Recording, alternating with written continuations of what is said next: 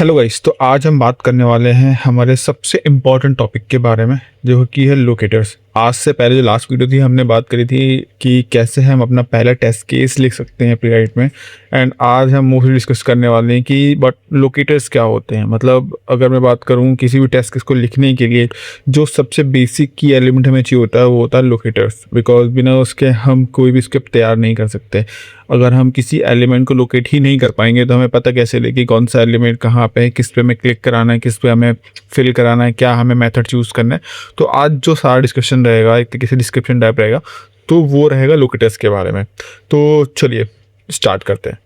तो जैसे कि मैंने पहले भी कहा था कि अगर आपको कुछ सीखना है प्लेट के बारे में, तो प्लेट के डॉक्यूमेंटेशन इतना अच्छा दे रखा है कि आप सीधा उनके डॉक्यूमेंट पे जा सकते हैं और वहाँ से अपनी जर्नी स्टार्ट कर सकते हैं। वहाँ सब कुछ सीख सकते हैं, हर एक चीज़ डिटेल में दी है। तो आज हम बात करने वाले हैं लोकेटर्स के बारे में। तो मैं यहाँ पे प्लेट के ऑफिशियल डॉक्यूमेंट्स पे आ चुका हूँ जहाँ पे लोकेटर के बारे में एक्सप्लेन किया हुआ है। चलिए हम स्टार्ट करते हैं। तो जैसे कि इसमें सबसे पहले डिफाइन किया हुआ है कि लोकेटर्स क्या होते हैं। मतलब इंट्रोडक्शन की बात करूँ, locators are the central piece of Playwright auto waiting and retry ability. मतलब जो ऑटो वेटिंग होती है, जो इनबिल्ट क्वालिटी होती है प्लेराइट में, वो उसका सेंट्रल सिस्टम है। मतलब लोकेटर्स जो ऑलरेडी इनबिल्ट लोकेटर्स यहाँ पे होते हैं हमारे यहाँ। तो it's like in a nutshell locator represents a way to find element on the page at any moment. मतलब कि जो लोकेटर्स होते हैं वो कैसे यूज़ किया जाता है ताकि हम किसी भी एलिमेंट को फाइंड आउट कर सकें। और is just like a web page. तो वहाँ पे हम पर्टिकुलर जो चीज़ हमें क्लिक करानी है, कोई एलिमेंट क्लिक कराना है, कोई चीज़ फिल करानी है, कोई फॉर्म फिल कराना है, तो उसको फाइंड आउट करने के लिए हम लोकेटर्स यूज़ करते हैं। अब बात करते हैं लोकेटर्स कितने टाइप के होते हैं और कौन कौन से होते हैं। तो सबसे पहले जो बिल्ट इन लोकेटर्स होते हैं उनकी बात करते हैं। तो बिकॉज यहाँ पे जो प्लेराइट के बिल्ट इन लोकेटर होते हैं वो ये होते हैं, जैसे get by role, get by text, get by label, get by placeholder, get by all text, get by title, get by test ID. तो ये कुछ जो होते हैं हमारे इनबिल्ट लोकेटर होते हैं जो हम यूज़ करते हैं हमारे प्लेराइट टेस्ट स्क्रिप्ट के अंदर।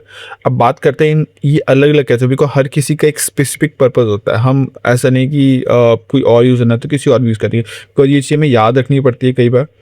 और ये एक बेसिक चीज़ है। मतलब जब भी आपको स्क्रिप्ट मैनुअली भी लिखेंगे तो आपको अगर लोकेटर्स के बारे में अच्छी नॉलेज है तो आप किसी भी स्क्रिप्ट को अच्छे से लिख सकते हैं एंड उसे डिफाइन कर सकते हैं। ओके, सबसे पहले बात करते हैं लोकेटिंग एलिमेंट्स की। तो लोकेटिंग एलिमेंट्स क्या होते हैं? Plate consist multiple built in locator. जैसे हमने पहले आपको बताया कि इसके मल्टीपल एलिमेंट्स मतलब लोकेटर्स होते हैं जो हम यूज़ कर सकते हैं because they are inbuilt locators to make test resilient and recommend prioritizing user facing attributes and explicit contracts such as page get by role। अब इसका मतलब क्या है कि जो इसके इनबिल्ट लोकेटर हैं वो ज़्यादा स्टेबल होते हैं, मतलब बहुत ज़्यादा रेजिलियंट होते हैं। और जैसे कई बार आपने देखा होगा क्वेश्चन पूछा जाता है कि हम फ्लीकीनेस कैसे रिमूव कर सकते हैं किसी भी टेस्ट स्क्रिप्ट के अंदर। तो सबसे बेस्ट आंसर यही होता है उस टाइम कि हम प्लेराइट के इनबिल्ट लोकेटर को यूज़ कर ही मेनली फ्लीकनेस रिमूव करते हैं, बिकॉज इनबिल्ट लोकेटर जो होते हैं वो ज़्यादा स्टेबल होते हैं।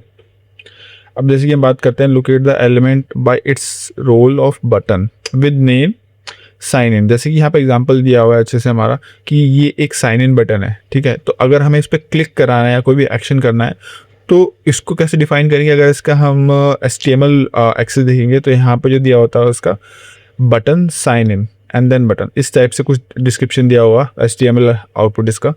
अब अगर हमें इसे लोकेट कराना है तो हम कैसे इसे स्क्रिप्ट में लिखेंगे? Await page get by role. जो गेट बाय रोल है वो हमारा लोकेटिंग एलिमेंट है, ठीक है। तो इसके थ्रू हम यूज़ करेंगे। अब जो हमारा लोकेटर है उसको डिफाइन करेंगे, क्योंकि पहले हम रोल डिफाइन करते हैं। रोल जैसे कि बटन हो गया, फॉर्म्स हो गए, चेक बॉक्स हो गए, तो ये एक तरीके से रोल्स होते हैं। इसके अलावा बात करते हैं नेम, जो इस पर्टिकुलर इसका नेम है एलिमेंट का। जैसे साइन इन हो गया या फॉर्म पे कुछ और नाम है तो वो नाम हो गया। एंड देन हम उस पर क्लिक कराएंगे। तो क्लिक कराना जो होता है एक एक्शन होता है, ठीक है। बाकी ये पार्ट जो है ये हमारे लोकेटर्स में आता है। तो जब हम पेज ऑब्जेक्ट मॉडल डिफाइन करेंगे, पोम पढ़ेंगे, तब हम आप इसको डिटेल में सीखेंगे कि हम लोकेटर्स को एक्सप्लिसिटली कैसे डिफाइन करते हैं और क्या पर्टिकुलर पार्ट होता है जो सिर्फ लोकेटर्स में यूज़ होता है, ठीक है। अब इसके बाद हम आगे बढ़ते हैं। अब इसमें दिया हुआ है use the code generator to generate a locator then edit as you would like. Code generator एक तरीके से एक इनबिल्ट टूल होता है, मतलब AI सिस्टम होता है यहाँ पे, जो मैं आपको नेक्स्ट वीडियोज आने वाली वीडियोज़ में एक्सप्लेन करूँगा अच्छे से कि कैसे हम कोड जनरेटर को यूज़ कर सकते हैं जो इनबिल्ट दिया होता है प्लेट का, और उसका यूज़ करके हम अपनी अच्छे से अच्छी स्क्रिप्ट तैयार कर सकते हैं। ठीक है।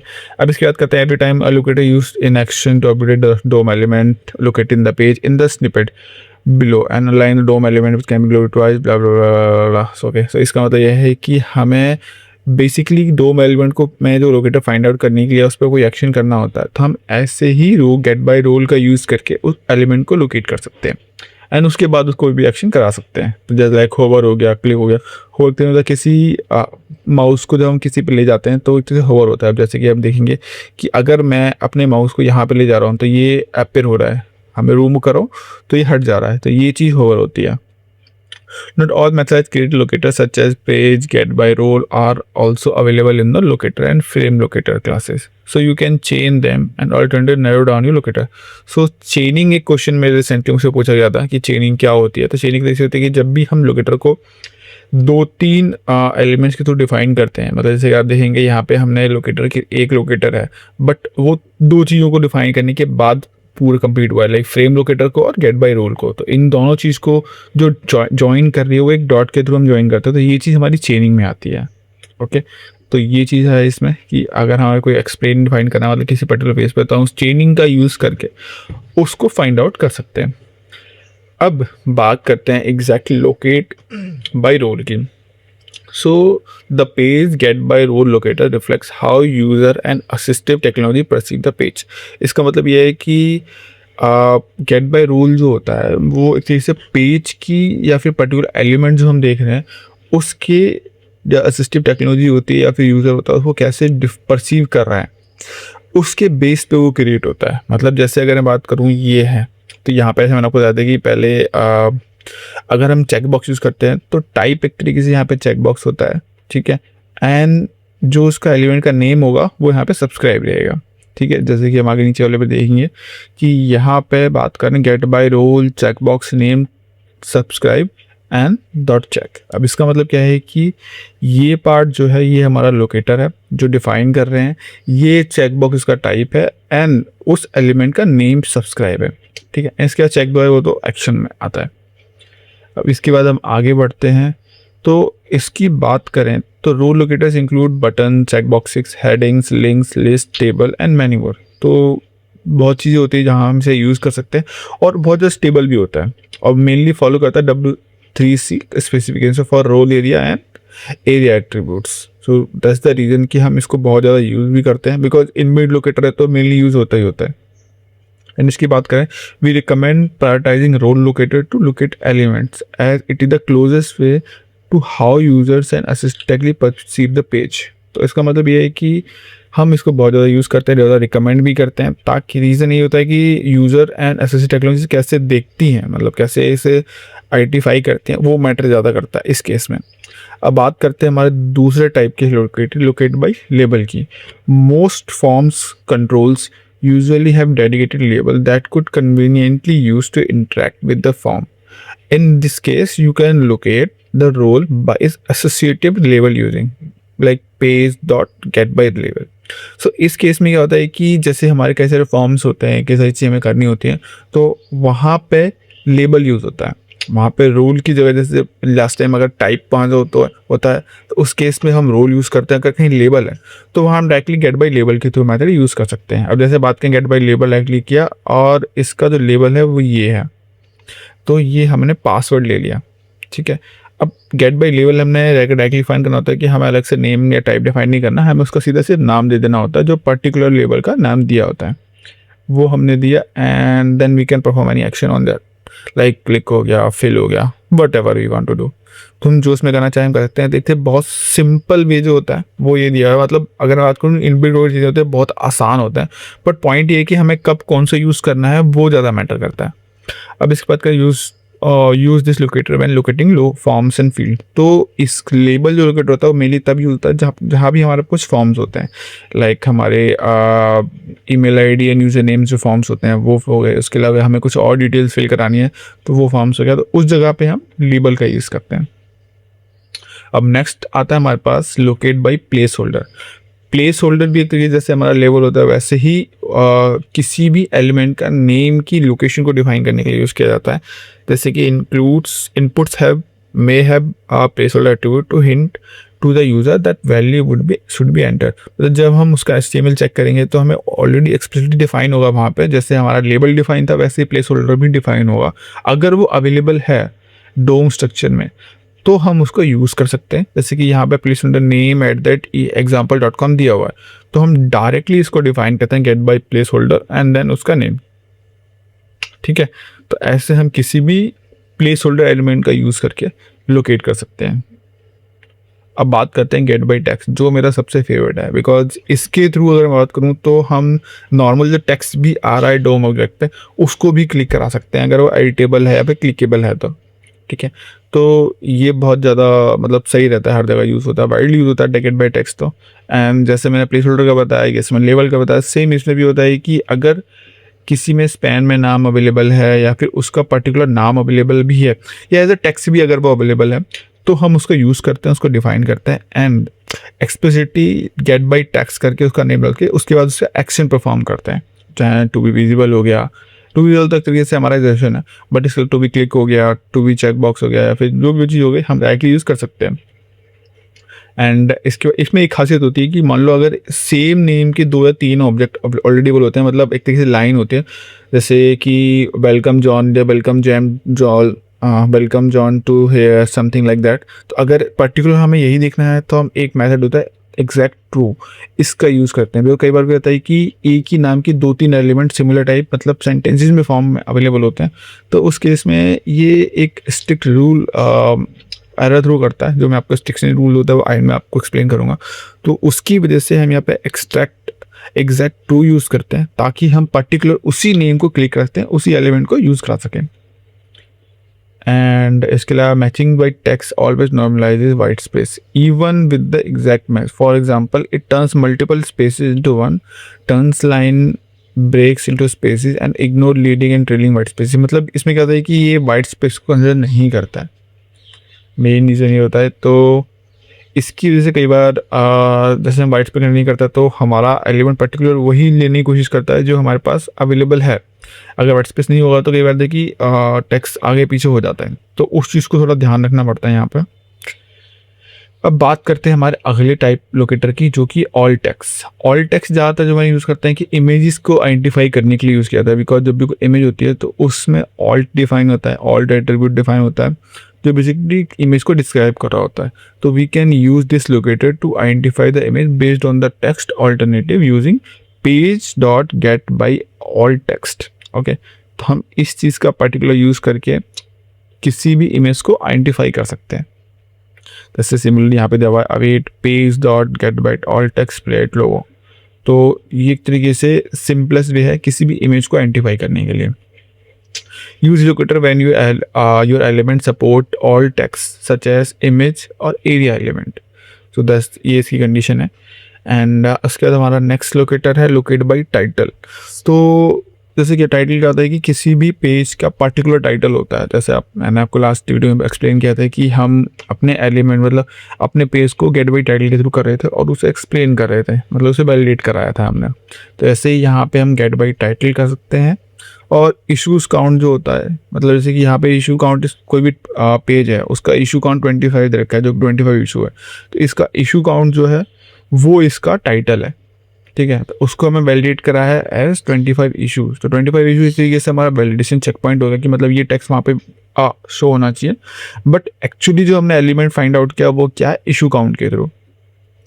सो इट्स लाइक किसी कंडीशन होता है use locator when your element has the title attribute. मतलब जब भी एलिमेंट में डोम स्ट्रक्चर में टाइटल यूज एट्रीब्यूट यूज रहा हो तब हम इसे यूज़ कर सकते हैं। अब इसके बाद करते हैं हम लोग locate by test ID. Test ID एक तरीके से हमारी जो होती है आइटनरी मतलब डिफाइन होती है। जैसे कि जब भी हम गेट बाय टेस्ट आईडी करते हैं तो वो एक तरीके से तब यूज़ होता है जब हमारा पर्टिकुलर डिफाइंड होता है हमारा डाटा टेस्ट आईडी के बेस पर कई बार। ठीक है, इसके अलावा जो दूसरा मेथड होता है टेस्ट आईडी एट्रीब्यूट भी हम डिफाइन कर सकते हैं हमारे प्लेराइट कॉन्फिग फाइल में। ओके, सो उसके लिए हमें क्या करना पड़ता है, बस simply export define config use test ID attribute PW। तो PW एक हमारी पर्टिकुलर अगर हम पेज के लिए यूज़ कर रहे हैं तो ये हमारी as a test ID attribute की तरह काम करेगा और डायरेक्टली हम इसे यूज़ कर पाएंगे। अब जैसे अगर मैं बात करूँ, ये हमारी टेस्ट आईडी थी। ओके, तो ये हमारा एलिमेंट है जिसकी डोम स्ट्रक्चर में ऐसे डेफिनेशन दी हुई है कि लाइक डाटा PW, अगर हमने PW एज डिफाइन किया हुआ है टेस्ट आईडी की जगह, तो as a test ID attribute, तो हमें डायरेक्टली गेट बाय टेक्स्ट करके इसका नाम देंगे एंड हम उसको भी एक्शन परफॉर्म करते हैं। तो ये हमारा सिंपलेस्ट वे हो जाता है किसी भी एलिमेंट को, किसी भी लोकेटर को आइडेंटिफाई करने के लिए। अब इसके बाद बात करते हैं locate CSS locator by CSS and XPath।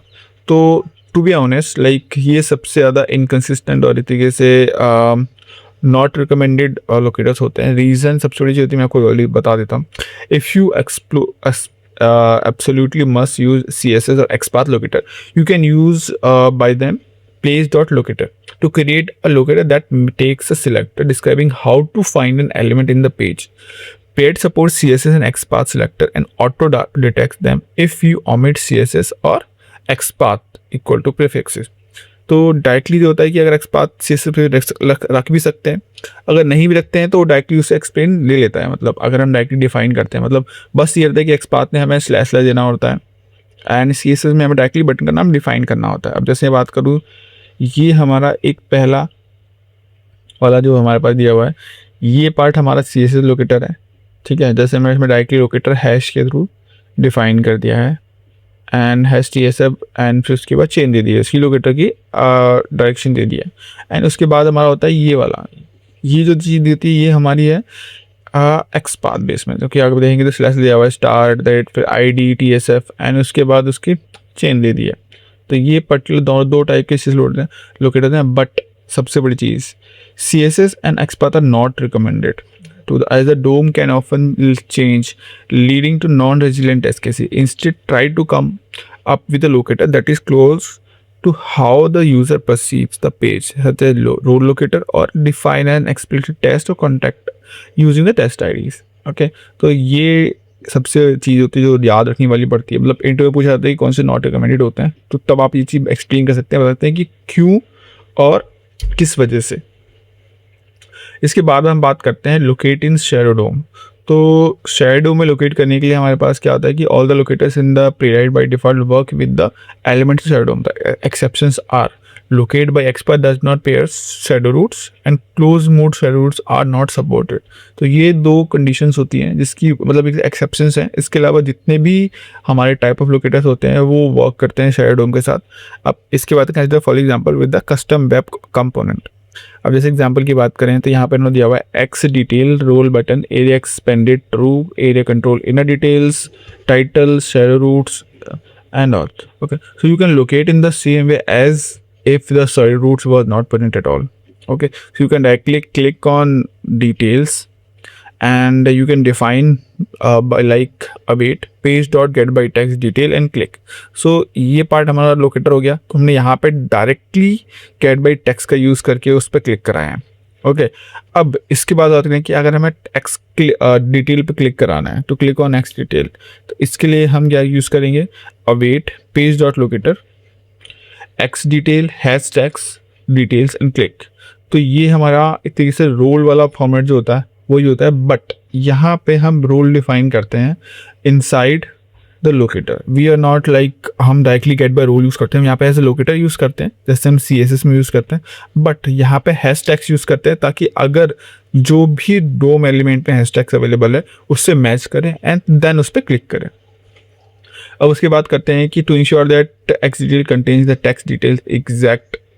सो उस चीज़ को मेंटेन करने के लिए हम यहाँ पे एडजस्टन लगा सकते हैं await expect page dot locator x detail to contain details. तो अगर ये अवेलेबल होगा तो ही वो आगे प्रोसीड करेगा। अब जैसे अब ये वाला पार्ट हमारा खत्म हो चुका है। अब इसके बाद करते हैं फिल्टरिंग लोकेटर्स। तो ये चीज़ जो होती है ये मैं आपको नेक्स्ट वीडियो में आने वाले टाइम में एक्सप्लेन करूँगा कि हम कैसे फिल्टर कर सकते हैं, कैसे चेनिंग काम करती है। एंड इसके अलावा बात करते हैं locating elements matching inside locator you can या ये चीज़ भी हम उसके साथ कवर कर देंगे। एंड इसके अलावा हमारे पास क्या टॉपिक्स बचे हैं अभी, काउंट आइटम, तो ये सारी चीज़ भी उसी में कवर होगी फिल्टर बाई टेक्स्ट में। And chaining filters to use strictness, तो ये एक टॉपिक है जो आज की वीडियो में करूँ ना। Locators are strict, this means that all operations on locator that implies some target DOM element will throw an exception if more than one element matches. जैसे मैंने आपको पहले बताया था गेट बाय टेक्स्ट होता है या कोई और भी अगर हमारा एलिमेंट है जो एक से ज़्यादा बार अगर अवेलेबल है तो उस केस में यहाँ पे एरर आ जाता है। तो उस चीज़ को ओवरकम करने के लिए क्या होता है कि हम यहाँ पे nth का यूज़ करते हैं।